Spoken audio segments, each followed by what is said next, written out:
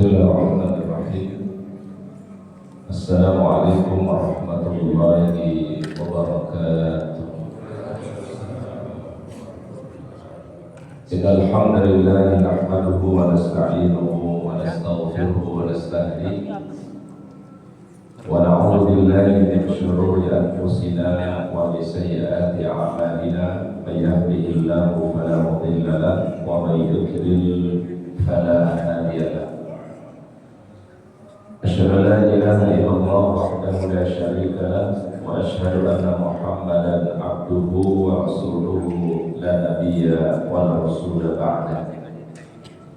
اللهم صل وسلم وبارك على هذا النبي الكريم نبينا محمد وعلى آله وأصحابه ومن تبعه بإحسان إلى يوم الدين. أما بعد. Subhanallah wa bihamdihi adada khalqihi wa ridha nafsihi wa zinata arshihi wa midada kalimatihi. Allahumma anta rabbi la ilaha illa anta khalaqtani wa ana abduka wa ana ala ahdika wa wa'dika mastata'tu. A'udzu bika min syarri ma sana'tu wa abu'u laka bi ni'matika alayya wa abu'u bi dzambi faghfir li fa innahu la yaghfiru dzunuba illa anta. Hadirin jamaah salat subuh yang dirahmati Allah Subhanahu wa taala. Alhamdulillah, puji dan syukur mari senantiasa kita panjatkan kepada Allah Subhanahu wa taala. Di kesempatan pagi hari ini kita masih diberikan kesehatan, diberikan afiat, diberikan waktu oleh Allah Ta'ala sehingga kita bisa menggunakannya dalam ketaatan kepada Allah Ta'ala, melaksanakan sholat subuh secara berjamaah. Tentu harapan kita semua mudah-mudahan apa yang kita tunaikan mendapatkan ridha dan diterima di sisi Allah Subhanahu wa Ta'ala. Rabbana taqabbal minna innaka antas samiul alim wa tub alaina innaka antat tawwabur rahim.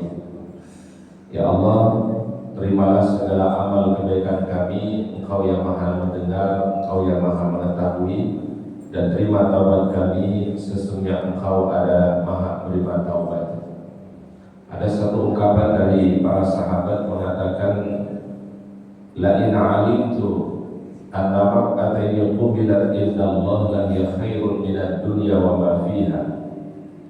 Kalau sekiranya aku mengetahui ada salat 2 rakaat yang aku tunaikan dan itu diterima di sisi Allah Ta'ala, itu lebih baik daripada dunia dengan segala isinya. Nah, sehingga kita terus berharap kepada Allah Ta'ala, mudah-mudahan salat ibadah yang kita tunaikan mendapatkan Allah dan diterima di sisi Allah Subhanahu wa Ta'ala.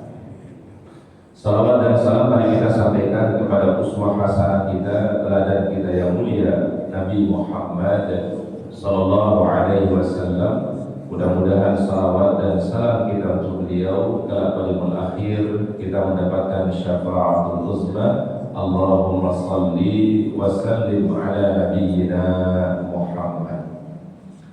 Hadirin yang dirahmati oleh Allah Ta'ala, pada pagi hari ini kita akan melanjutkan tafsir tematik. Kita akan tadabbur Al-Quran, tafsir Al-Quran pada surat Ghafir, pada ayat yang ke-17 sampai beberapa ayat berikutnya insyaAllah. Kami ulangi sekali lagi, silakan kita buka Al-Quran, surat yang Ghafir atau surat Al-Mu'min pada ayat yang ke-17 dan beberapa ayat berikutnya. A'udzu billahi minasy syaithanir rajim. Bismillahirrahmanirrahim. Al-yawma tujza kullu nafsin bima kasabat la zulma al-yawm innallaha sari'ul hisab. Al-yawma tujza kullu nafsin bima kasabat. Pada hari ini firman Allah, setiap jiwa atau setiap diri diberikan balasan sesuai dengan apa yang dia telah kerjakan.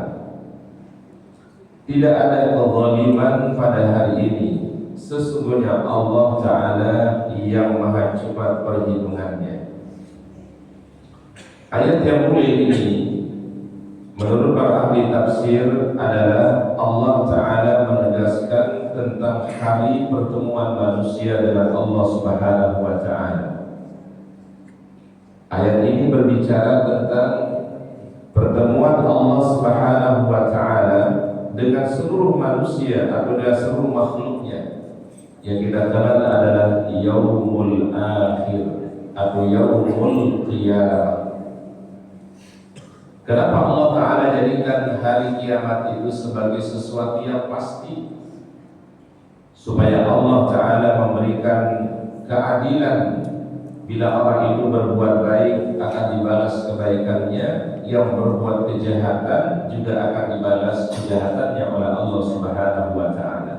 Jadi salah satu hikmahnya Yaumul Qiyamah, salah satu hikmahnya daripada hari kiamat itu adalah Allah Ta'ala tegakkan keadilan. Makanya di salah satu ayat Al-Quran di akhir suratin, Alaihissallahu bi'ahkamil hakim.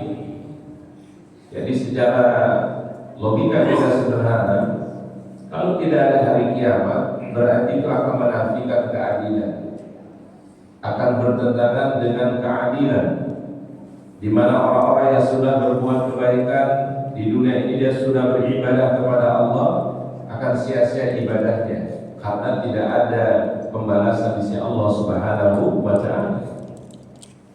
Dan juga orang yang berbuat kejahatan dengan segala kejahatannya, tapi kemudian kalau tidak ada balasan, maka kejahatan itu berarti adalah sesuatu hal yang memberikan kemuliaan kepada orang-orang yang berbuat kejahatan di dunia ini.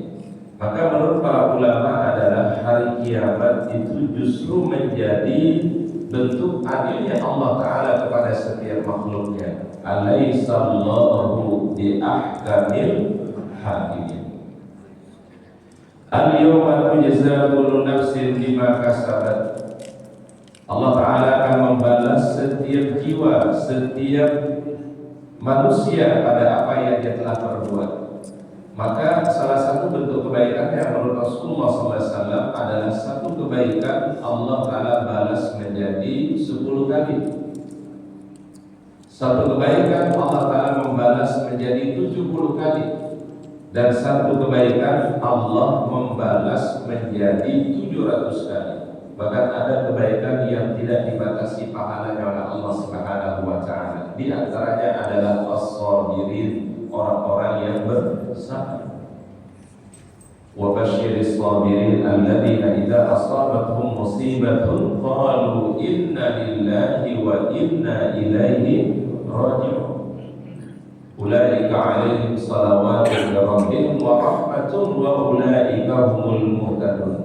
Jadi kalau ditanya berapa pahala orang-orang yang bersabar, tidak ada yang mengetahui kecuali hanya Allah Subhanahu wa Ta'ala. Diberikan pahala yang tidak terhingga. Wajar diberikan pahala yang besar oleh Allah Ta'ala karena sabar itu adalah bertentangan dengan keinginan hati manusia. Karena sabar itu berat bagi jiwa manusia. Maka ada teori di dalam syariat ini, para yang dirahmati Allah Ta'ala, semakin besar ujian dan tantangannya, maka semakin besar pun juga pahalanya. Kita bisa cek, apapun kebaikan, kalau tantangannya besar, itu pahalanya besar juga. Ya. Contoh misalnya sholat tahajud. Betul ya? Sholat tahajud itu adalah sholat yang pada dasarnya sholat yang berat. Berat bagi jiwa manusia, berat bagi hati manusia. Tapi ketika dia tunaikan, Allah Ta'ala jadikan pahalanya pun juga besar. Baca Al-Quran, pada dasarnya baca Quran itu adalah sesuatu yang berat. Ya. Makanya salah satu amal soleh yang diawali dengan isti'adzah kan baca Quran. Betul ya Pak ya? Kalau amal soleh yang lain itu tidak diperintahkan dengan a'udzubillah Pak. Ya. Tapi kalau baca Quran ada perintah langsung dari Allah Ta'ala, fa idza qara'tal Quran fasta'idz billahi minasy syaithanir rajim. apabila engkau akan membaca Al-Quran, perintah langsung dari Allah, fasta'ir billahi minasyaitonir rajim, mintalah perlindungan dari Allah Ta'ala dari godaan apa? Syaitan yang terkutuk. Kalau amal soleh yang lain mah nggak perlu pakai a'udzubillah. Tapi kalau Quran kita mau membacanya itu dimulai dulu dengan a'udzubillahi minasyaitonir rajim. Karena kenapa? Syaitan tidak berkeinginan kalau manusia akrab dengan Quran, dekat dengan Al-Quran. Maka yang membaca Al-Quran itu diberikan pahala dan kebaikan yang besar oleh Allah Subhanahu wa Ta'ala. Jadi ini kaidah di dalam syariat, Pak. Semakin besar tantangannya, semakin besar rintangannya, maka semakin besar juga, Pak, pahala yang Allah Subhanahu wa Ta'ala berikan. Jadi yang pertama tadi yang pahalanya tidak terbatas, as-sabirin, pahala orang-orang yang bersabar. Pahala yang tidak terbatas itu juga apa? As-shaimin, orang-orang yang telah menunaikan ibadah puasa. Baik puasa yang wajib, puasa yang sunnah, itu pahalanya tidak terbatas. Kullu amali bani Adam lahu illa siyam fa innahu li wa ana ajzi bihi. Seluruh amal manusia kembali untuk dirinya kecuali amalan puasa. Apa firman Allah di hadis qudsi? Fa innahu li wa ana ajzi bihi. Puasa itu untuk aku, firman Allah, dan aku yang akan memberikan balasan bagi orang-orang berpuasa. Pahalanya berapa? Wallahu a'lam. Wallahu a'lam berarti hanya Allah yang lebih, bukan 10 kali, bukan 70 kali, bukan 700 kali. Wallahu a'lam. Allah yang punya otoritas, Allah Ta'ala yang punya hak memberikan pahala untuk orang berpuasa. Karena kenapa puasa itu adalah menjadi pahala besar?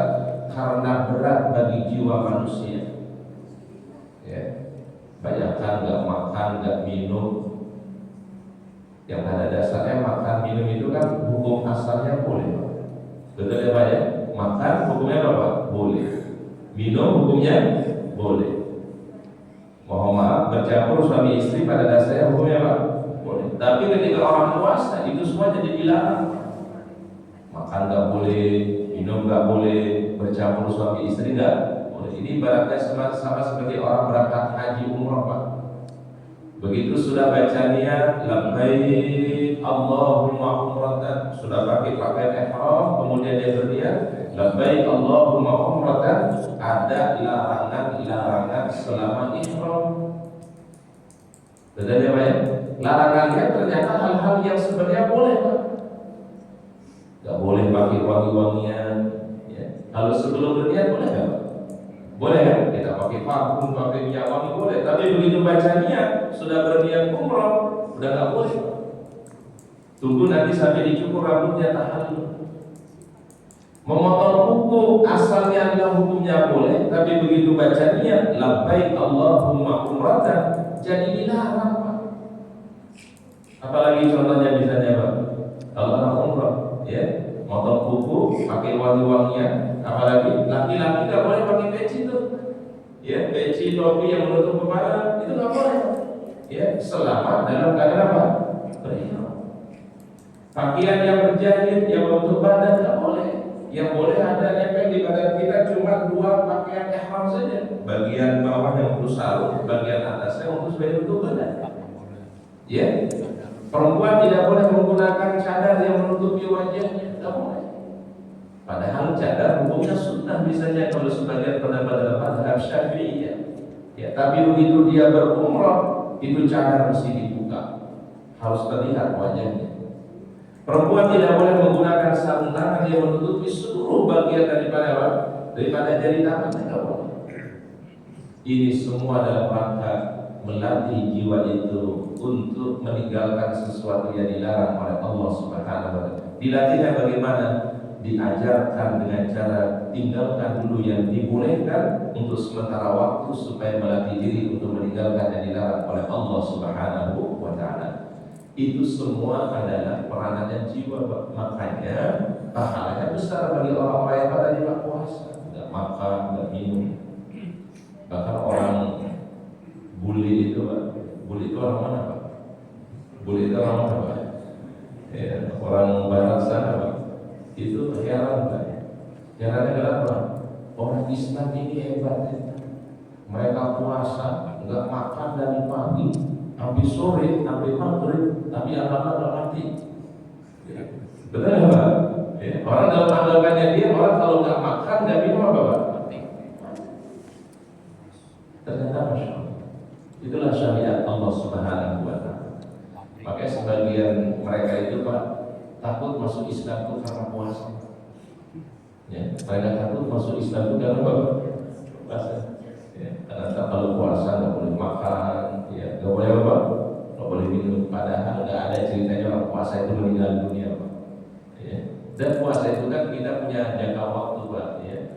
Kan waktunya mulai terbit fajar, yaitu adzan subuh, sampai terbenam matahari, yaitu sampai adzan maghrib. Ya, dalam benak dia Pak. Ini dalam pemikiran sederhana orang kalau nggak makan nggak minum apa-apa. Padahal alhamdulillah kita puasa sebulan, alhamdulillah masih sehat. Bahkan puasa itu akan memberikan apa? Kesehatan secara fisik kita. Baik, itu yang tadi yang tidak dibatasi pahalanya oleh Allah Subhanahu wa Ta'ala. Apalagi yang pahalanya tidak terbatas, Rasulullah SAW mengatakan wal afina 'anil nas, memaafkan. Kalau minta maaf mudah, tapi yang namanya memaafkan itu yang paling berat Pak.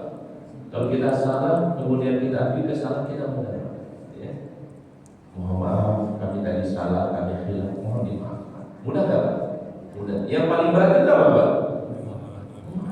Karena menyakiti jiwa kita, menyakiti hati kita. Bagaimana kemudian kita melepaskan itu, meridhoi itu semua. Ini yang paling berat oleh jiwa manusia. Makanya kita di Indonesia ini ada istilah halal bihalal. Ya, apa namanya Pak? Halal bihalal. Kalau mana sederhananya, sebenarnya halal bihalal adalah saling memaafkan satu dengan yang lainnya. Itu yang disebut dengan halal bihalal. Nanti Bapak Ibu kalau ke Mekah Madinah itu kalimat yang paling sering didengar itu kalimat halal Pak. Ya, Bapak Ibu masuk toko, nanti kata penjual tokonya Bapak halal. Ya, kita dikasih minuman Pak, mereka bilang apanya? Halal. Halal itu artinya kalau bahasa Arab sederhana dia saya ikhlaskan, saya dengan sukarela, itu artinya halal. Makanya ada hadis dalam hadis sahih riwayat Abu Hurairah itu Pak mengatakan man kana li akhihi mazlamatun fid dunya falyatahallalhu al-yawm. Mungkin dari sini istilah halal bihalal itu. Kalau ada orang punya kesalahan kepada orang lain, kata Rasulullah SAW, mintalah kehalalannya, mintalah keridhaannya, mintalah maaf darinya. Karena kenapa? Sebelum datangnya hari, kata baginda Nabi SAW, tidak lagi bermanfaat dinar dan dirham illal hasanat wasayyi'at, kecuali cara membalasnya nanti menebus kesalahan kita dengan kebaikan, atau dosa orang terzalimi diberikan dan dilimpahkan kepada orang yang berbuat zalim. Oleh karena kalau ada orang yang berbuat zalim itu hati-hati, kata baginda Nabi SAW, itu kebaikannya dikuras. Ya, apa dikuras itu Pak? Kebaikannya diambil Pak? Diambil oleh orang yang terlalu sholatnya, pahala puasanya, pahala baca Quran dan seterusnya, diambil oleh orang terlalu. Kalau dia dulu di dunia tidak meminta apa tadi Pak? Kehalalannya, maka Rasul memerintahkan falyatahallal bil-yawm, mintalah kehalalan. Ya kita yang namanya bermasyarakat Pak, sengaja ataupun tidak disengaja, mungkin kita menyinggung perasaan orang, mungkin menggores perasaan orang, tidak ada. Maka momentum halal bihalal itu menjadi momentum untuk saling apa? Memaafkan satu dengan yang lain, terutama yang kaitannya hablum minan. Kalau kata Imam Syafi'i, hablum minallah gampang. Betul ya, hablum minallah gampang. Kita habis sholat, assalamualaikum warahmatullahi wabarakatuh, assalamualaikum warahmatullahi wabarakatuh, istighfar 3 kali. Astagfirullah, astagfirullah, astagfirullah. Selesai. Itu kalau kesalahan hablum minal. Tapi kalau hablum minan nas belum selesai, Pak. Sampai orang itu kemudian sadar baginda Rasul minta maaf, minta keikhlasan, minta ridho, dihalalkan dari kesalahan yang mungkin dia pernah berbuat. Berarti yang paling berat itu apa? Hablum minallah, hablum minan nas. Hablum minan nas. Maka ini mari kita biasakan ya dalam hidup kita. Bila kita mungkin ada salah, kita ada hilaf, ya kita minta maafnya, minta ridhonya. Dan salah satu yang paling mulia adalah wal afina 'anil nas, memaafkan kesalahan orang lain. Bahkan ada riwayat, Pak, kalau ada orang memudahkan saudaranya, ada orang yang mungkin punya satu kesalahan lalu dia memaafkan, Allah Ta'ala memberikan kemuliaan dalam hidupnya. Dan ada satu kaidah juga, Pak, dalam kaidah syar'i mengatakan begini: al-jaza'u min jinsil amal. Balasan itu tergantung daripada amal rupanya, Pak. Bagaimana bentuknya, Ustaz? Kalau orang biasanya memberikan maaf kepada orang lain, maka kalau dia suatu saat melakukan kesalahan, mudah akan dimaafkan kesalahannya oleh orang lain. Kalau orang itu menutupi aib orang lain di dunia ini, Allah Ta'ala tutupi juga aibnya, Pak. Jadi bagaimana kita berbuat untuk orang lain, demikianlah Allah Ta'ala memberikan balasan kepada kita. Nah, ini yang tadi Allah Ta'ala ingatkan, al-yawma tujza kullu nafsin bima kasabat. Pada hari ini firman Allah, pada hari kiamat manusia setiap jiwa akan dibalas sesuai perbuatannya. Kalau dia dulu di dunia menutupi aib saudaranya, Allah Ta'ala tutup aibnya. Kalau dulu di dunia dia menolong saudaranya, ditolong oleh Allah Subhanahu wa Ta'ala, selalu bersamaan dengan bersesuai dengan perbuatan yang dia lakukan. La zulmal yawm, pada hari ini tidak ada yang terzolimi, firman Allah. Jadi nggak usah khawatir, Pak, mohon maaf kalau kita mungkin punya hak di dunia ini tidak kita dapatkan. Bisa terjadi nggak, Pak? Kita punya hak di dunia, kita dizalimi sama orang, kita disakiti, dan kita tidak mendapatkan hak kita di dunia. Apa kata Allah? La zulmal yawm, tidak ada orang yang terzalimi pada hari ini, firman Allah. Di dunia orang bisa lewat dari hukuman manusia, Pak, tapi di sisi Allah tidak ada yang terlewatkan, Pak. Terutama yang kaitannya, Pak, hablum minan nas, ya.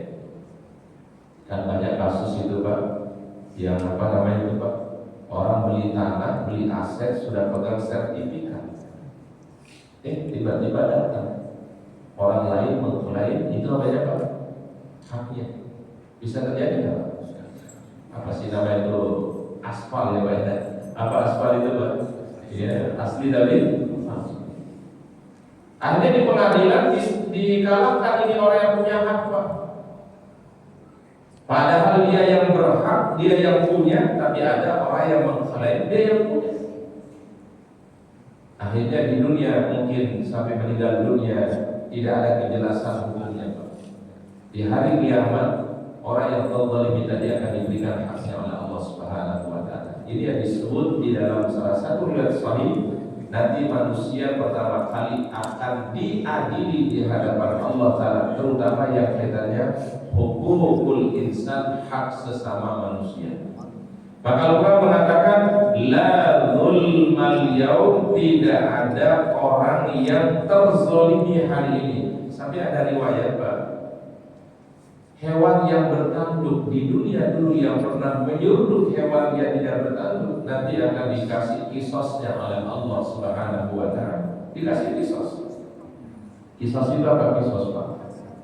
Apa kisos, Pak? Balasan sesuai dengan perbuatan. Karena dulu dia pernah menyeruduk ini hewan yang tidak bertanduk, maka hewan yang tidak bertanduk akan diminta untuk memberikan balasan kepada yang pernah menyakitinya.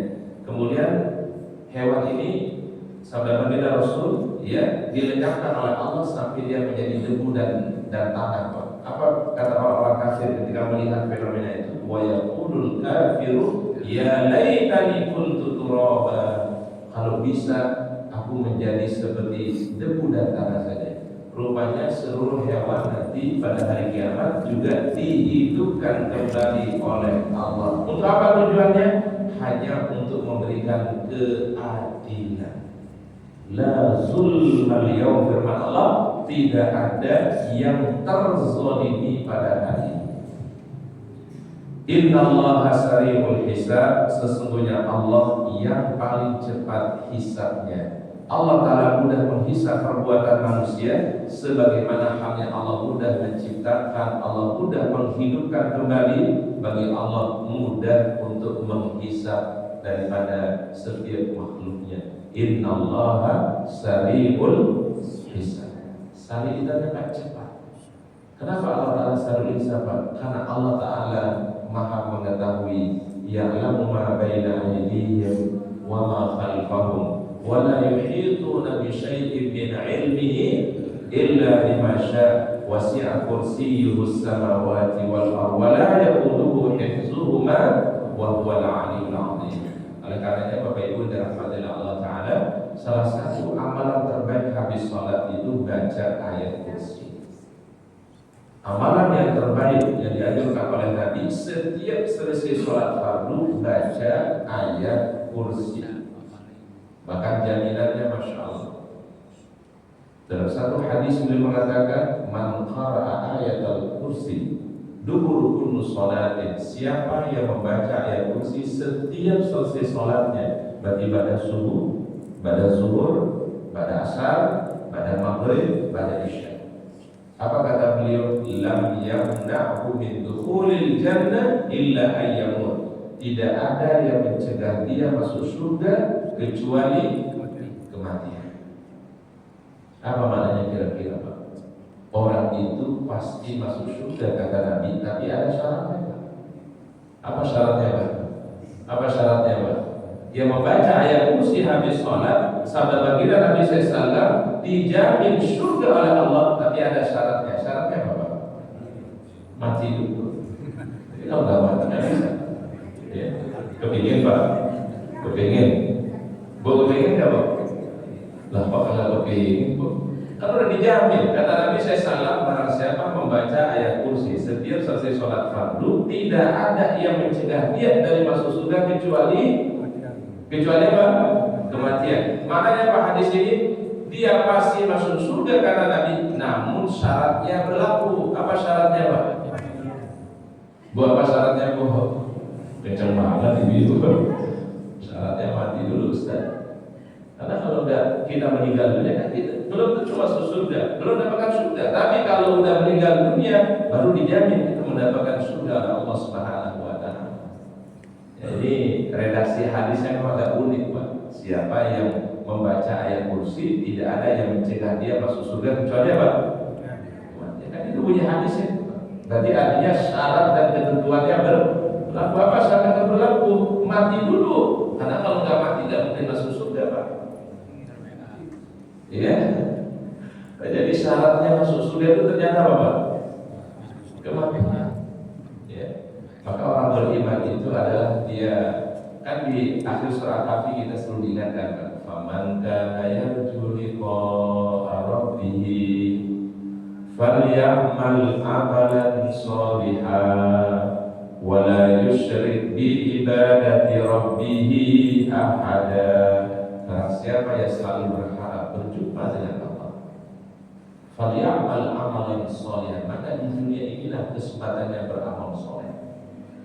Jadi bukti orang itu bertemu dengan Allah apa? Falyamal amalan shalihan. Dia beramal soleh di dunia ini.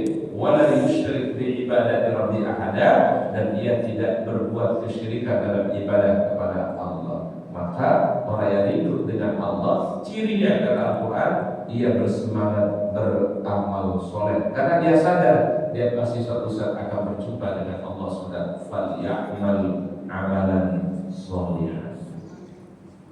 Kepingin Pak berjumpa dengan Allah? Kepingin Pak? Kepingin Pak? Kapan kira-kira? Tinggal kita tunggu saja deh. muslim, setiap sholat fardu, ya, maka dijamin apa Pak? Surga. Tapi syaratnya apa? Illa ayyam, kecuali jannah. Baik, pada ayat berikutnya, silakan kita buka ayat berikutnya. Allah Subhanahu wa taala tegaskan, wa anzirhum yaumal azifati idzil qulubu ladal hanajiri kadhibin. Berilah mereka peringatan akan hari yang makin dekat bagi mereka, itu hari kiamat. Jadi setelah Allah Ta'ala berbicara tentang hari kiamat tadi di ayat sebelumnya, maka Allah Ta'ala mengatakan kepada saya, wa anzirhum, berikanlah peringatan kepada mereka, ingatkanlah mereka wahai Rasulullah, yaumul azifah, hari yang dekat bagi manusia. Apa hari yang dekat itu Pak? Yaumul qiyamah. Karena rupanya Pak, walaupun dekat dalam arti kata di sini Pak bukan masalah waktu ya Pak ya, tapi dekat dalam arti kata karena diutusnya Nabi itu Sallallahu Alaihi Wasallam dengan hari kiamat kata beliau sama seperti dua jari.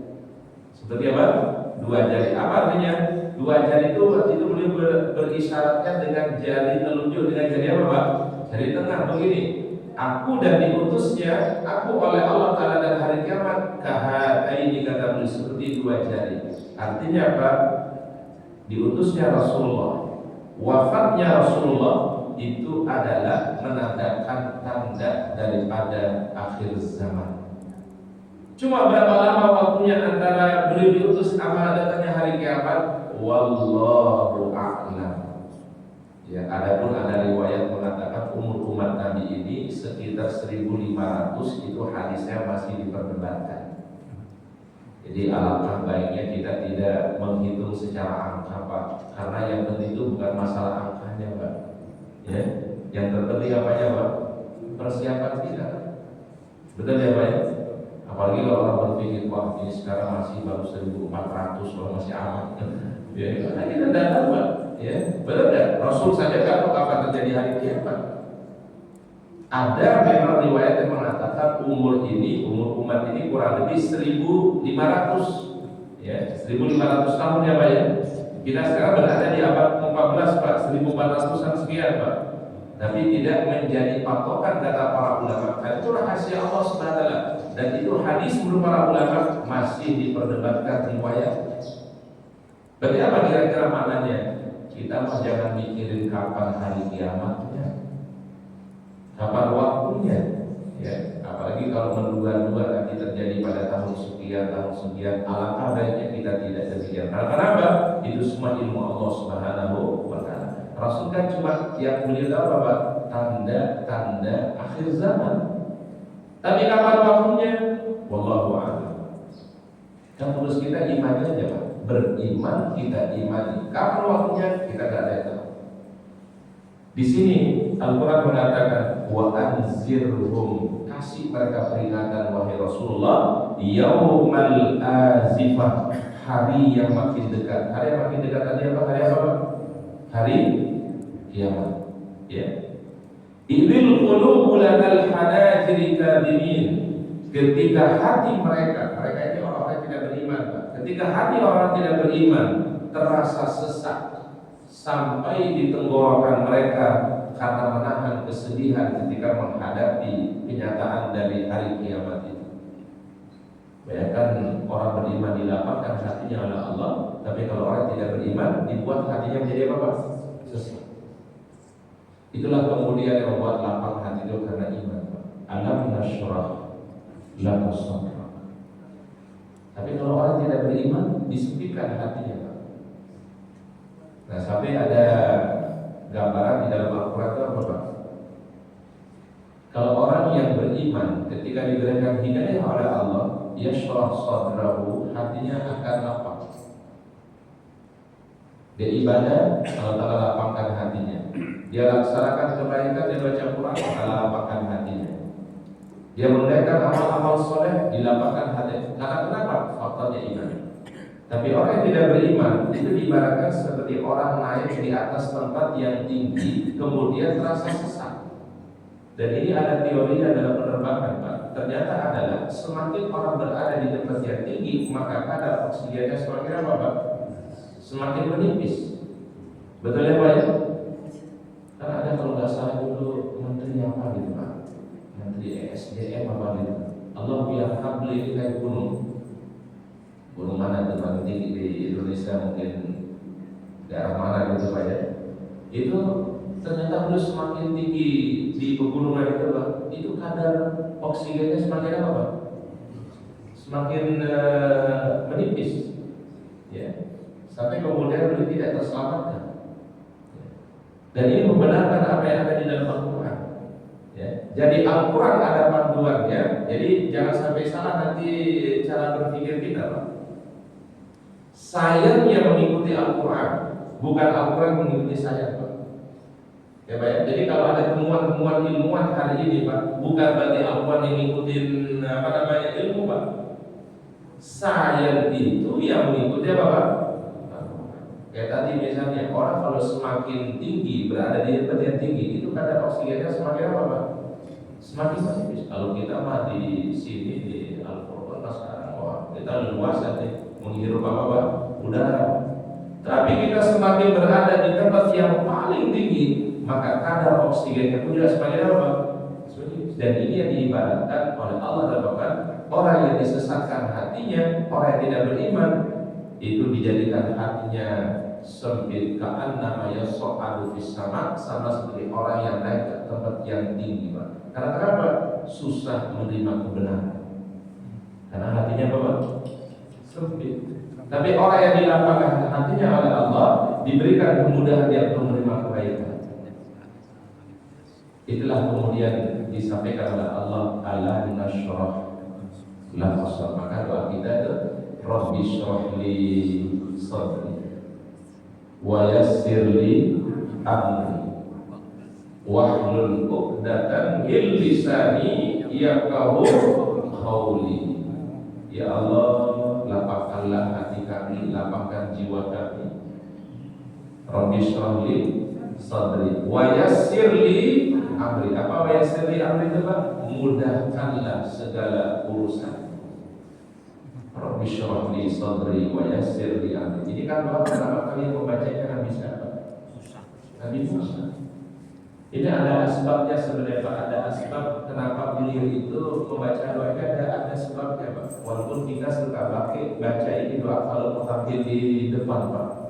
Betul ya, Pak ya? Orang kalau mau lagi kasih sambutan gitu, Pak ya, mungkin biar dikasih kemudahan, dia baca Rabbi syrah li sadri wa yassir li amri wahlul 'uqdatan min lisani yafqahu. Nabi Musa membacanya ada asbabnya, Pak. Apa asbabnya? Nabi Musa itu merasa nggak enak, Pak. Kenapa? Beliau akan mendakwahkan Fir'aun yang berjasa besar kepada beliau. Ya, karena Nabi Musa itu waktu kecilnya tinggal di mana, Pak? Nabi Musa waktu kecil tinggalnya di mana, Pak? Di mana, Pak? Di sana. Di sana Fir'aun. Dikasih makan, dibesarkan, ya, dikasih pakaian terbaik. Ya, berarti Fir'aun punya apa, Pak? Punya jasa kepada Nabi Musa. Nah itulah yang kemudian Nabi Musa merasa nggak enak, kalau saya dakwahi Fir'aun, ini bagaimana? Ya, apalagi Fir'aun waktu dia sebagai apa, Pak? Sebagai Tuhan. Ada rabbukumul, ada aku di Tuhan yang paling tinggi. Aku yang mengalirkan sungai Nil yang ada di Mesir ini. Sungai Nil itu dia kalau itu, Pak.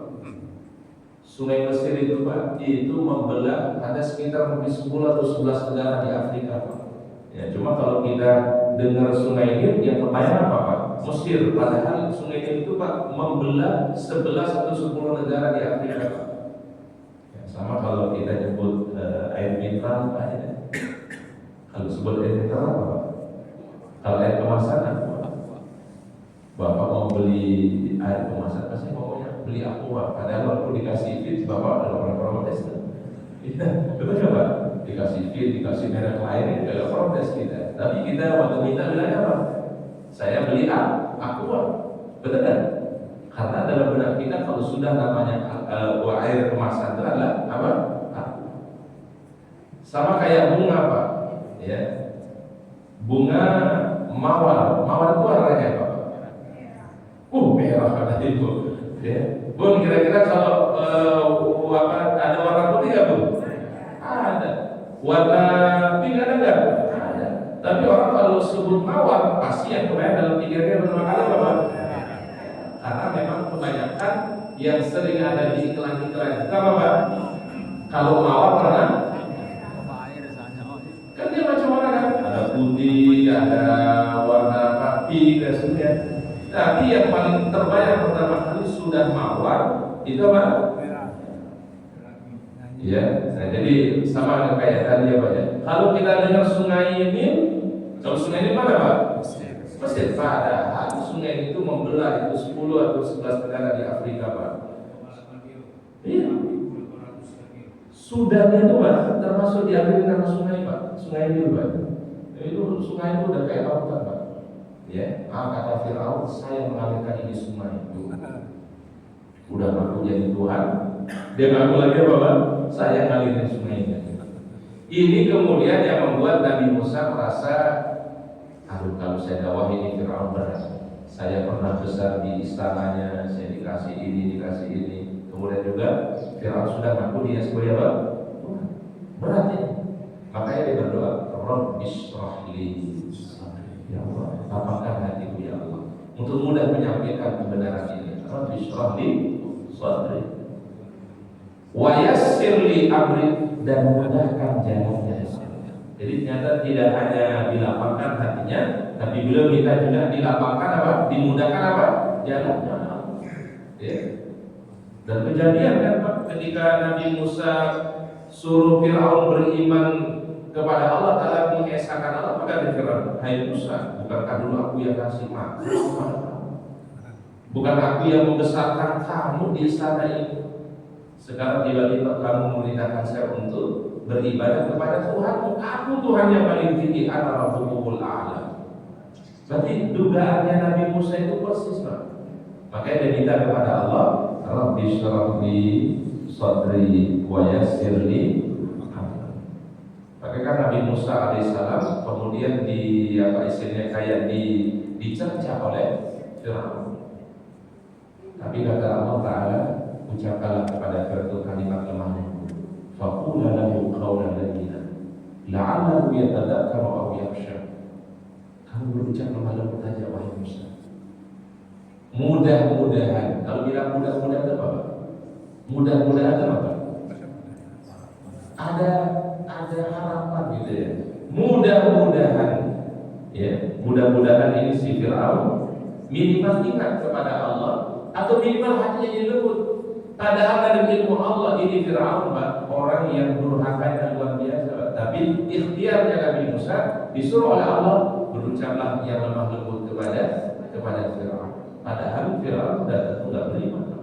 Tapi disuruh ikhtiar oleh Allah supaya berucap yang apa? Lemah lembut kepada Firaun. Nah, oleh karenanya ada kemungkinan tadi dia baik itu Pak, di penghujung hidupnya, di ujung akhir hayatnya, itu Firaun sempat mengatakan iman Pak. Betul nggak? Betul nggak Bapak Ibu? Firaun sempat nggak katakan aku beriman Pak? Sempat Pak. Cuma ada cumanya Pak, ada cumanya. Cumanya Pak. Cuma timingnya udah tertutup. Kan Firaun itu ngucapin aku beriman itu Pak, di saat nyawanya udah di sini Pak. Udah di tenggorokan. Mungkin Allah qadar Allah ya, Allah qadar Allah, kalau sekiranya Allah Ta'ala takdirkan yang lain Pak. Misalnya dia berucap pas baru saja di belah lautan itu masih dalam keadaan dia hidup normal Pak. Dia bilang aman tuh, itu Firaun dan mungkin dia beriman Pak. Cuma waktu dia ngomong itu waktu dalam keadaan apa Pak? Dalam keadaan nyawanya di sini. Satu dia mengatakan itu ditutupi dengan malaikat Pak. Paham ya Pak? Makanya punya hadisnya nanti ada riwayatnya Pak. Allah akan menerima taubat setiap hambanya kecuali di dua keadaan. Keadaan yang pertama, taubat tidak diterima malam yagharqir, ketika nyawa itu ada di mana Pak? Kedua adalah ketika terbit matahari dari sebelah. Jadi sebenarnya Fir'aun itu Pak, cuma masalah timingnya saja yang apa namanya Pak, yang tidak pas. Tapi sempat mengatakan kalimat apa Pak? Kalimat apa? Amantu. Apa amantu Pak? Aku beriman. Cuma sekali lagi, waktunya ditutup sama Allah, sudah tidak ada kesempatan bertaubat kepada Allah. Laula qadarullah, kalau sekiranya Allah telah takdirkan yang berbeda, mungkin kalau diucapkan sebelum dia ditenggelamkan itu Pak, mungkin beda kisahnya Fir'aun Pak. Mungkin dia menjadi orang yang beriman kepada Allah Subhanahu wa Ta'ala. Namun semua terjadi qadarullah, semua atas takdir dan kehendak Allah Subhanahu wa Ta'ala. Baik, wallahu a'lam bishawab. Mungkin itu yang bisa kita kaji ya pada pagi hari ini. Semoga Allah Ta'ala memberikan kita ilmu yang bermanfaat, Allah Ta'ala memberikan kita barokahnya. Ada beberapa faedah ya yang bisa kita ambil dari dua ayat surah yang mulia ini. Pertama tadi adalah Allah Ta'ala menegaskan tidak ada kezaliman di sisi Allah. Zalim itu menurut para ulama kan ada tiga ya Pak ya. Zalim kepada hak Allah, zalim kepada sesama, dan zalim kepada diri sendiri. Mungkin yang sering kita lakukan adalah zalim kepada diri. Mungkin kita tidak zalim sama orang lain, mungkin kita tidak merugikan orang lain, mungkin kita tidak menyakiti misalnya, tetapi mungkin kita seringnya zalim kepada diri kita sendiri. Kita dikasih sehat tapi kita tidak gunakan sehat itu dalam kebaikan. Kita dikasih satu kebaikan oleh Allah tapi kita tidak manfaatkan dan sebagainya. Itu zalim. Zalim tetapi kepada siapa? Diri sendiri. Maka ada doanya la ilaha illa anta subhanaka inni kuntu minaz zalimin. Rabbana zalamna anfusana wa illam taghfir lana wa tarhamna lanakunanna minal khasirin. Doa Abu Bakar As-Siddiq, Allahumma inni zalamtu nafsi zulman katsira wa la yaghfiru dzunuba illa anta. Ya Allah, aku berbuat zalim yang banyak kepada diri sendiri, bukan kepada orang lain, bukan zalim kepada, tapi zalim ya Allah kepada diri kami sendiri. Nah, ini pembelajaran yang pertama ya. Pembelajaran yang kedua, hari kiamat itu hari pembalasan, di mana tujuan daripada hari kiamat adil Allah SWT. Bila dia berbuat baik dibalas kebaikannya, bahkan dilipat gandakan oleh Allah. Bila dia berbuat kejahatan, kejahatannya pun juga dibalas oleh Allah. Itulah makna alaihissallahu bi'ahkamil hakim. Kalau tidak ada hari kiamat, berarti Allah telah sia-sia menciptakan manusia di dunia ini. Maka adanya hari kiamat itu adalah sebagai bentuk adilnya Allah. Yang pernah berbuat kebaikan dibalas kebaikannya, yang berbuat kejahatan pun juga akan diberikan balasan oleh Allah Subhanahu wa Ta'ala. Baik, kemudian pembelajaran di ayat berikutnya tadi, Allah Ta'ala mengingatkan kepada Rasul, kasihlah peringatan kepada mereka tentang yaumul azifah. Apa azifah tadinya? Hari yang dekat. Apa hari yang dekat? Hari kiamat. Karena diutusnya Nabi SAW dan hari kiamat, beliau mengatakan kahataini, seperti dua jari ini. Sama kalau beliau mengatakan aku dan orang yang mencintai anak yatim sama seperti dua jari. Dua jari itu apa? Jari telunjuk dengan jari apa Pak? Jari tengah. Ya, ini selalu ungkapan dekat Pak. Kalau dalam bahasa Arab, kalau begini nih, ungkapan dekat biasanya Pak. Cuma dekatnya jangan diukur dengan tahunan.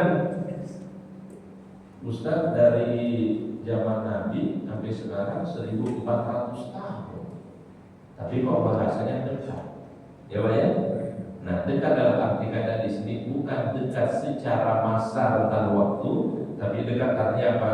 Akulah menjadi tanda daripada hari kiamat. Itu kata beliau, ketika aku diutus, ketika aku menjadi nabi, ketika aku diwafatkan, maka itu menjadi tanda dekatnya yang namanya yaumul qiyamah. Berapa lama waktunya? Wallahu a'lam, kita enggak tahu. Ya Pak ya? Dari diutusnya Nabi sampai munculnya apa? Hari kiamat. Ya, baik. Kemudian yang terakhir, orang-orang yang beriman itu dilapangkan hatinya oleh Allah, tapi orang yang tidak beriman, dia apa tadi hatinya Pak? Disempitkan.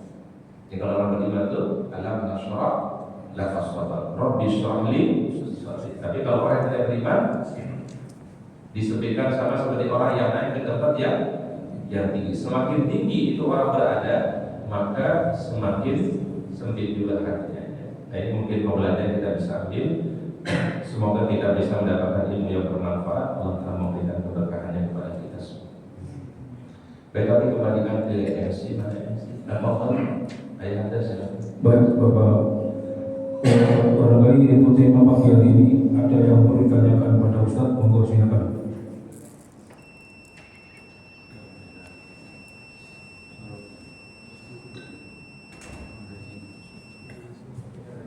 Baik, silakan.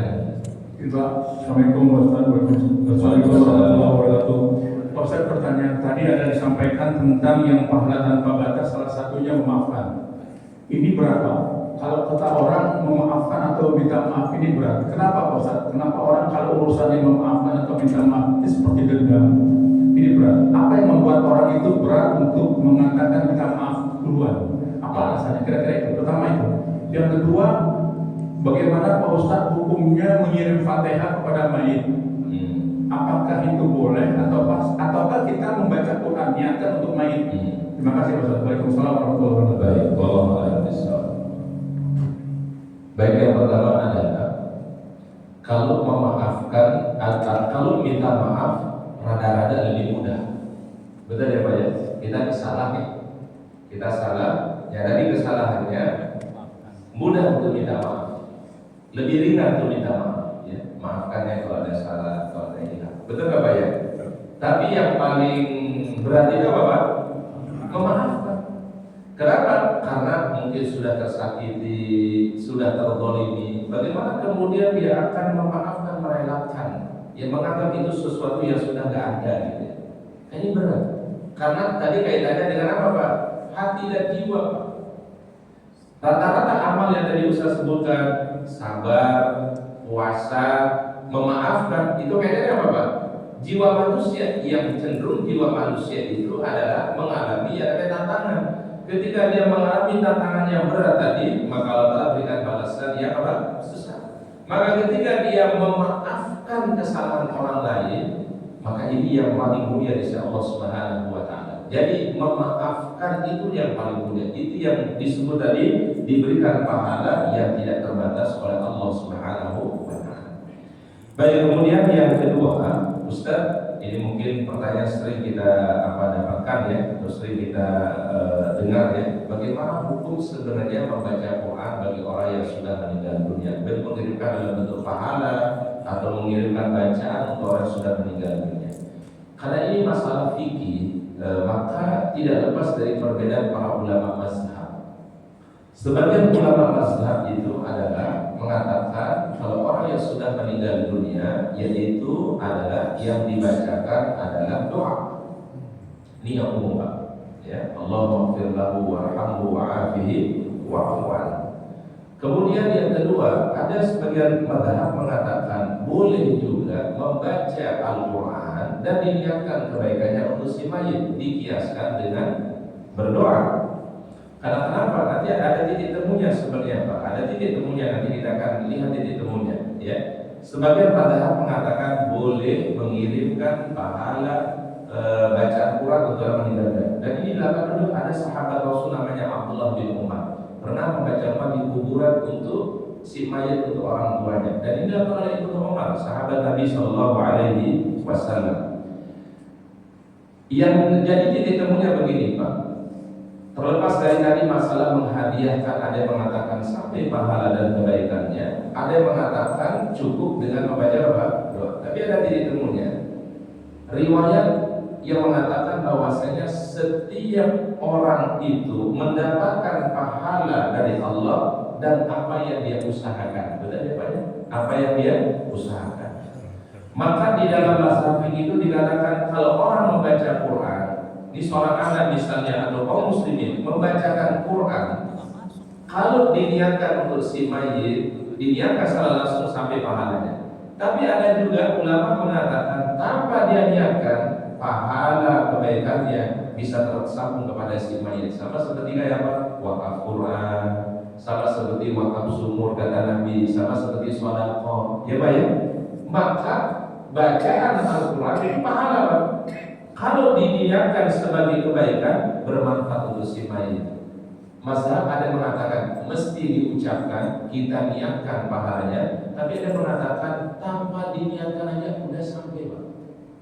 Makanya Syekh Al-Utsaimin, ya, seorang ulama di Saudi, ya, mengatakan setiap kebaikan orang yang meninggal, orang yang masih hidup bisa bermanfaat untuk orang yang meninggal dunia. Misalnya nih, ya, kirimkan doa, sedekah, apalagi badal haji, badal umroh, ya, itu bermanfaat dan sampai kepada si, tapi tidak mesti diucapkan untuk si fulan. Jadi bedanya sebenarnya kalau Ustaz lihat titik temunya, Pak, satu mengatakan mesti diucapkan untuk si A, yang si B-nya, mazhab yang kedua mengatakan tanpa disebut sampai kebaikan itu kepada si A. Jadi sebenarnya, Pak, bukan masalah sampai pahala dan tidak sampai pahala kalau yang kami pahami, ya, Pak, ya. Tapi apakah perlu kita ucapkan secara langsung untuk si fulan atau tidak sebenarnya? Cuma kan Muhammad yang sampai di masyarakat itu adalah masalah bacaannya, kan? Ya, apakah bacaan Al-Quran, Al-Fatihah atau Al-Quran untuk si mayit boleh atau tidak? Padahal sebenarnya adalah titik temunya nanti adalah kebaikan orang yang hidup bisa memberikan manfaat untuk orang yang meninggal dunia. Cuma ada yang mesti diucapkan untuk si fulan, dijelaskan. Tapi ada juga tanpa kita sebutkan nama si mayitnya, insya Allah kebaikan kita akan sampai. Nah, jadi sebenarnya, Pak, ini ranah khilaf di antara para ulama. Tapi nanti ada titik temunya, Pak. Titik temunya tadi ternyata ada kebaikan yang bisa bermanfaat untuk si mayit. Termasuk apa? Wakaf Quran. Apalagi itu, Pak? Wakaf sumur, kata Nabi SAW, membangun masjid, ya, Pak. Ya. Jadi bukan hanya hadis yang apabila manusia meninggal dunia terputus amalnya kecuali sedekah jariyah, ilmu yang bermanfaat, kemudian apa?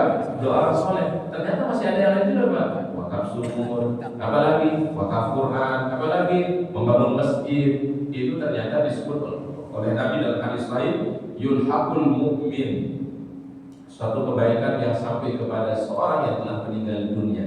Ya, apa tadi? Wakaf Quran, wakaf sumur, apa juga, Pak? Membangun masjid. Jadi artinya apa?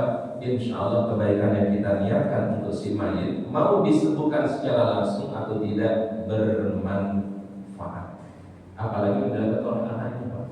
Contoh, misalnya anaknya sholat, anaknya baca Quran, anaknya misalnya bersedekah, itu secara otomatis sampai kebaikan itu untuk si mayit. Walaupun dia tidak sebutkan untuk bapak saya si fulan. Ini kalau menurut sebagai madhab. Tapi kalau di madhab Syafi'iyah itu mesti disebut, saya niatkan ini untuk almarhumah bapak ibu saya. Jadi sebenarnya nanti cuma perbedaannya adalah apakah mesti menyebut namanya atau tidak. Tapi kebermanfaatan amal soleh itu bisa sampai kepada si mayit. Wallahu a'lam bishawab. Jadi memahami demikian, Pak. Jadi nanti tidak ada lagi salah persepsi gitu ya. Nah, adapun masalah nanti kaitannya sampai atau tidak sampai itu kan hak Allah Subhanahu wa taala. Ya, selama itu ada perdebatan para ulama, perbedaan para ulama, maka kita saling menghormati satu dengan yang lainnya. Karena itu ranahnya sekali lagi khilaf. Ranahnya fikih bukan ranahnya akidah, ya, Pak, ya. Kalau ranahnya akidah itu ya al-akidah pun nggak bisa tawar-menawar, Pak. Ya sama kayak begini, Pak, kunut waktu subuh dan tidak kunut di waktu subuh.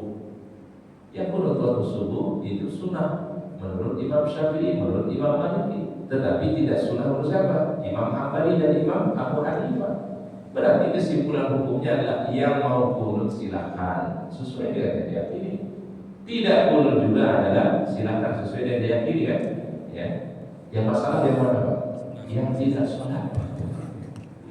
Yang masalah tidak sholat, ya. Atau orang yang tidak berlapang hati dengan perbedaan, ya.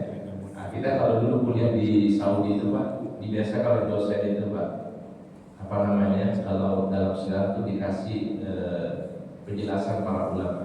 Jadi memang kajian itu mestinya, Pak, ini kalau kita belajar di kampus, Pak, mestinya ustaz itu harus amanah ilmiah namanya, Pak. Apa amanah ilmiah? Sampaikan ilmu dengan amanah. Kalau di situ ada perbedaan para ulama, sampaikan perbedaannya. Oh, ulama ini begini. Ya, karena kenapa? Supaya orang terbuka wawasannya. Tapi kalau kita sampaikan cuma satu pendapat, yang dikhawatirkan nanti akan mengklaimkan pendapat yang satu, tetapi pendapat yang lain mungkin tidak benar. Ya, itu para masyarakat begitu tuh. Di Saudi itu ngajarin kita, Pak. Makanya kita di kampus itu, Pak, itu diadakan fikih 4 mazhab, Pak. Cara wudhu aja banyak caranya, Pak. Tata cara sholatnya aja banyak contoh dari Nabi Sallallahu Alaihi Wasallam. Ya, supaya apa? Supaya kita paham, oh ternyata tata cara sholatnya Nabi bukan satu cara, memiliki beberapa cara yang dicontohkan Nabi Sallallahu Alaihi Wasallam. Tapi kalau kita di kampus itu Pak, tidak ada yang saling menyalahkan. Karena kenapa? Karena tahu ilmunya, Pak. Ya, teman-teman dari mazhab Hanafi misalnya, Pak, kalau habis isya itu mereka sholat berjamaah atau sholat witir, Pak. Karena dalam mazhab mereka witir itu wajib, Pak. Ya, Pak, dalam mazhab Hanafi, Pak. Dan kalau baca amin gak kenceng, Pak. Ya, misalnya imamnya ghairil maghdubi 'alaihim waladdallin. Kalau mazhab Hanafi tidak boleh mengencangkan amin, Pak. Amin yang dibaca pelan aja sir, Pak. Kalau mazhab Syafi'i, mazhab Hambali, Maliki kenceng, Pak. Amin. Kalau mazhab Hanafi tidak dibaca keras, Pak. Makanya Bapak Ibu nanti kalau ke Turki sana, yakin deh kalau yang kencengin amin itu masih bukan orang Turki, Pak. Kalau orang Turki itu, Pak, kalau baca Al-Fatihah itu nggak kenceng aminnya, Pak. Ya, siratal ladzina an'amta 'alaihim ghairil maghdubi 'alaihim waladdallin. Kalau kita, Pak, amin. Apalagi Ramadan itu, Pak, kenceng banget. Tapi mazhab Hanafi tidak boleh. Nah, itu dalam pandangan fikih mereka, Pak. Tapi kita hormati, apakah itu salah Ustaz? Enggak, itu yang dia memiliki dalil. Nah, jadi artinya Pak, kalau kita diajarkan oleh para masyayikh itu di Saudi itu, kalau engkau memberikan jawaban kepada kaum muslimin, berikanlah jawaban berdasarkan pandangan-pandangan para ulama. Ulama Syiah mengatakan begini, ulama B begini, ulama C begini. Selama ada dasarnya, ada ijtihad hukum fikihnya. Nah, problemnya terkadang sebagian ustadz itu menyampaikan cuma satu pendapat, tidak dikasih Pak? Ya, pendapat-pendapat yang lain. Nah, inilah yang kemudian nanti jadi salah persepsi jamaah. Ustadz tidak bisa menyalahkan jamaah 100%, Pak. Mungkin Ustadz Husnudon, mungkin ustadznya aja mungkin yang memberikan satu pandangan. Nah, mestinya adalah amanah ilmiah itu adalah kita kasih ya pandangan-pandangan yang berbeda gitu, Pak. Contoh misalnya sama kayak orang sujud, Pak. Coba Ustaz mau tanya Bapak Ibu, sujud itu yang diawali tangan dulu apa lutut dulu, Pak? Tangan dulu apa lutut, atau lutut dulu kemudian tangan? Coba Pak. Kalau kita belajar, kita mengkaji, dikasih tahu cuma satu, Pak, itu secara persepsi langsung menganggap begini, ya. Oh, berarti sholat itu mesti lutut dulu baru tangan. Misalnya kalau ada guru ngajar gitu ya, Bapak Ibu, kalau kita sholat, ya lutut dulu, kemudian tangan. Ya. Jangan berarti kesimpulannya Pak. Oh, berarti sholatnya Rasulullah SAW itu adalah lutut dulu, kemudian apa, Pak? Terbetullah dia bertahun-tahun begitu Pak ya. Jadi kalau sholat itu adalah lutut dulu, kemudian tangan. Demikian juga kalau diajarkan, ya sholat itu tangan dulu, kemudian lutut. Bertahun-tahun diamalkan, Pak. Oh, berarti persepsinya adalah sholat itu kalau sholat tangan dulu kemudian apa? Nah, kalau amanah ilmiahnya adalah ada riwayat-riwayat dari proses salat. Jadi jelas dari para ulama, Rasul pernah sholat tangan dulu kemudian lutut. Ini yang dipakai oleh mazhab Hambali. Tapi juga Rasul kalau sholat itu lutut dulu kemudian apa? Tangan. Ini yang dipakai dalam mazhab Imam Syafi'i misalnya. Nah, kalau kedua-duanya dijelaskan, itu akan memilihkan persepsi yang berbeda. Oh, kalau misalnya saya ngamalin begini, yang lain ngamalin begini, nggak masalah. Ya, jadi jadi lebih lapang, ya, lebih lapang. Nah, itu mungkin jawaban kami ada. Jadi kalau masalah fikih itu, saran kami lebih toleransi. Ya, Pak? Lebih toleransi. Ya. Di Al-Furqan ini Masya Allah ada terkadang imamnya mungkin kunut waktu subuh, ada mungkin imamnya tidak kunut. Ya udah, ya itu semua ada ijtihadnya masing-masing. Ya, selama ada dasar dan ada ijtihadnya para ulama. Yang kita prinsip itu masalah kayak akidah ya. Tapi kalau yang kaitannya dengan fikih ijtihadiyah itu adalah diberikan kelapangan oleh para ulama. Ya sama kayak kalau Ustaz sebutkan banyak contoh sebenarnya banyak ya. Di Saudi misalnya Pak, ini contoh sederhana ya Pak ya. Contoh masalah isbal Pak. Isbal itu apa isbal? Yang celana di bawah mata kaki atau pakaian di bawah mata kaki. Ternyata kalau didudukan itu riwayatnya Pak, itu orang bisa bijak terhadap Pak. Ya. Tapi kalau ngambil satu hadis, nanti diartikan hadisnya itu repot Pak. Karena hadisnya bunyinya ada begini. Pertama hadisnya matahtal ka'bain finnar. Apa saja yang di bawah mata kaki di neraka. Itu kalau pakai hadis itu saja Pak, repot nanti. Ya Pak ya. Berarti dalam persepsi orang masih beranggapan kalau pakaian itu di bawah mata kaki maka neraka. Kalau tidak dipakai hadis yang lain, ternyata hadis itu ada muqayyadnya Pak. Muqayyad itu ada ilmu fikih itu Pak, usul itu namanya yang mengikatnya. Tadi hadis yang umum, tapi ada hadis yang mengikatnya. Apa kata beliau? Man jarra thawbahu khuyala'a finnar. Siapa yang menjulurkan pakaiannya karena apa? Kesombongan. Ilahnya dalam ilmu fikih itu berarti kesombongan. Berarti mafhumnya adalah kalau dia lakukan bukan karena kesombongan, maka tidak masuk dalam kategori hadis tadi yang pertama tadi itu. Makanya kenapa imam-imam Masjidil Haram itu pakainya sampai menyapu tangan Pak? Benar. Benar. Dan kami temukan ulama-ulama di Saudi itu tidak terlalu kaku Pak di dalam memahami hadis itu Pak. Ya. Jadi artinya sebenarnya ilahnya itu adalah apa? Yaitu larangannya sebenarnya apa Pak? Jangan apa? Sombong. Nah inilah yang kemudian nanti ada hadis mutlak namanya, ada hadis muqayyad. Kalau mutlak itu yang umum Pak, tapi umum itu masih dikhususkan. Abu Bakar itu kalau pakai pakaian Pak selalu melorot Pak. Melorot itu apa melorot Pak? Selalu ke bawah Pak. Sampai kemudian di bawah mata kaki. Tetapi kita saling menghormati, silakan yang mungkin pakai di atas mata kaki boleh, ya. Tapi mungkin ada saudara kita yang pakai di bawah mata kaki, selama tidak ada niat sombong, insya Allah tidak masuk dalam kategori hadis itu. Berarti ilatnya sebenarnya larangannya apa Pak? Sombongnya sebenarnya apa? Ya. Oleh karenanya apa kemudian nanti kita akan mengklaim misalnya imam-imam Masjidil Haram yang jubahnya sampai kemudian di bawah mata kaki, ya. Kita katakan itu finnar, ya saya kira mungkin tidak semudah itu Pak. Dan ulama Masya Allah di Saudi itu kami pahami mereka sangat toleransi, sangat memahami tentang dalil-dalil yang ada ya.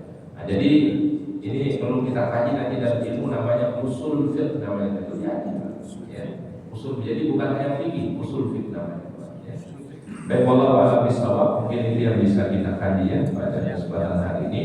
Sekali lagi pesan moralnya adalah dalam hal-hal fikih yuk kita saling toleransi ya, kita saling hormati satu dengan yang lainnya. Kalau ada perbedaan para ulama, kita yakin itulah khazanah Islam ya. Apalagi dalam keluarga biasanya hal-hal yang kayak gini nih apa yang ramai Pak ya. Ada yang mengatakan hadiahkan pahala, tapi ada juga yang tidak mau hadiahkan, yang monggo sesuai dengan apa yang dia yakini ya.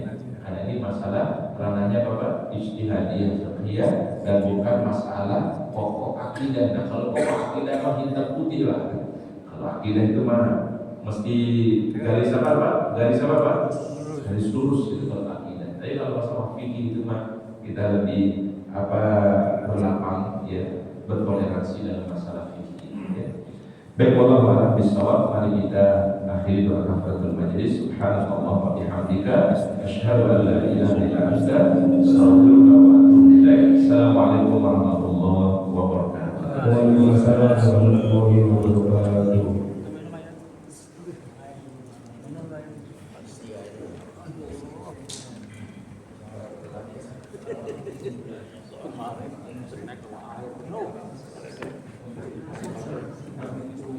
Lewat.